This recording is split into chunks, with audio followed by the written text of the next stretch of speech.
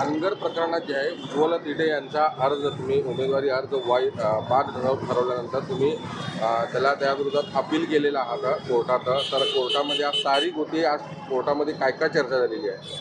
होय, ते जे प्रकरण आहे ज्याच्यामध्ये आम्ही अपील केलेलं होतं, अर्थात मी पहिल्या दिवशी सांगितलं त्या पद्धतीनं त्या अपिलाची व्यक्तिगत नोटीस निघत नाही.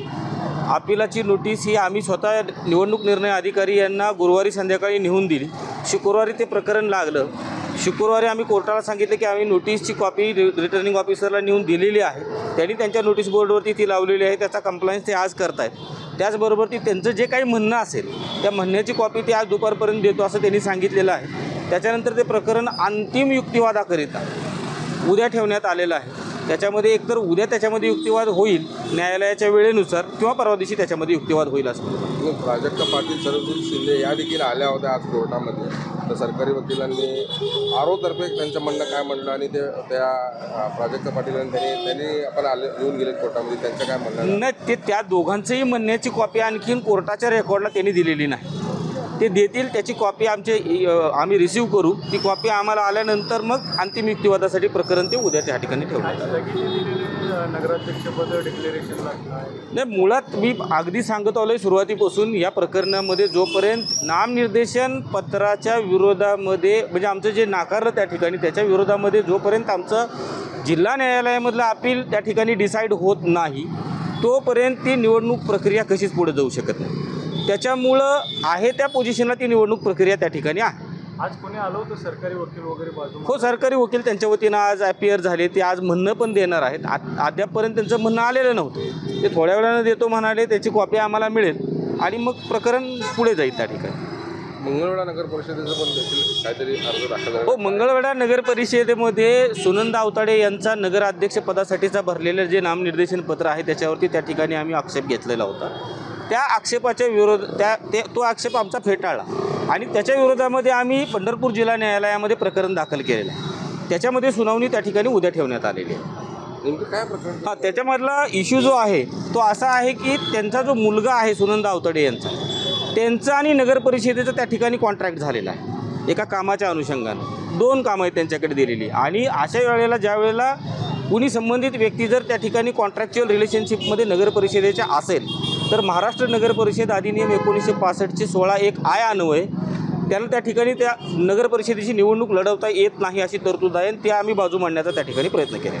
आता त्या दिवशी आम्ही अपील केलं होतं, दुसऱ्या दिवशी दाखल झालेलं आहे आणि त्यांना कॉपीज वगैरे दिलेल्या होत्या वकील साहेबांनी जे तिथे हे केले होते. मग त्यांनी आज तिथे त्यांचं म्हणणं सादर करायचं होतं. आज CO साहेब आलेले आहेत, निवडणूक अधिकारी आलेले आहेत, प्राजक्ता आलेले आहेत आणि ज्यांनी हरकत घेतली त्या सरस्वती शिंदे देखील उपस्थित आहेत. आता त्यांचं म्हणणं कोर्टात आता काय हे होतं ते पाहून उद्या आम्हाला निकालाची अपेक्षा आहे. काय वाटतं, काय लागेल निकाल, काय वाटतं?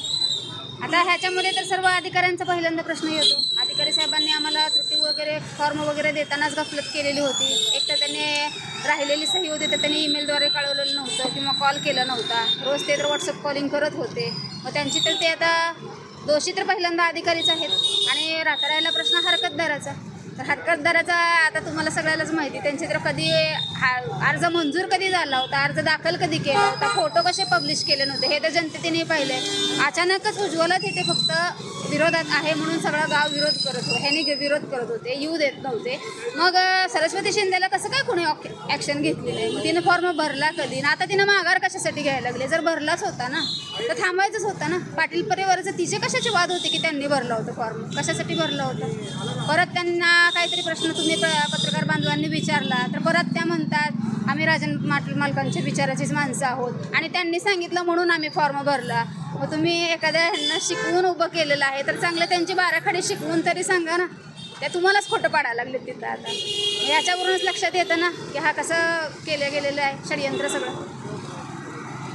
ते राजन पाटील यांची सून जी आहे प्राजक्ता पाटील यांनी माध्यमांसमोरच बोलताना असं म्हणलेलं आहे, तुम्हाला कोणी जा म्हणले नाही आहे गावातला, त्यांचं मी स्वागतच करते असं म्हटले. तर तुम्ही भविष्यात जे आहे तुमचा अर्ज वैध ठरव किंवा अवैध ठरव तो विषय कोर्टाचा झाला, परंतु भविष्यात तुम्ही अनगरमध्ये शिफ्ट होणार का, काय निर्णय घेतलेला? अनगर हे माझं सासर आहे. 2000 सालापासून ते 2023 सालापर्यंत मी त्या गावात राहत होते. ते माझं सासर आहे. मी त्या गावची सून आहे.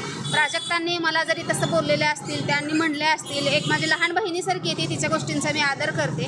पण प्राजक्ता, तुम्हाला मोठी बहीण म्हणून सांगते, तुम्ही जेवढं तुमच्या नवऱ्याला ओळखत नाही, जेवढं तुमच्या धीराला ओळखत नाही, तुमच्या सासऱ्यांना ओळखत नाही, तेवढं मी ओळखते. तुमच्यापेक्षा त्या गावामध्ये अनुभव मला जास्त आहे. तुमचं गेली 7-8 वर्षापूर्वी लग्न झालं आहे. मी गेली 23 वर्ष झालं त्या गावात आहे. लहान बहीण म्हणून तुम्ही मला चांगला सल्ला दिलात, म्हणलात तुम्ही जे बोललात त्याचं स्वागत करते मी. पण प्राजक्ता, काही गोष्टी अशा आहेत ना, त्या मी तुम्हाला सांगू नये, कारण तुमच्या फॅमिलींविषयी तुम्हाला भडकवणं बरोबर नाही. पण तुमच्या फॅमिलीचं बॅकग्राऊंड खूप वेगळं आहे. तुम्ही मला म्हणताय तर मी तर नक्की त्या गोष्टींचा विचार करेन.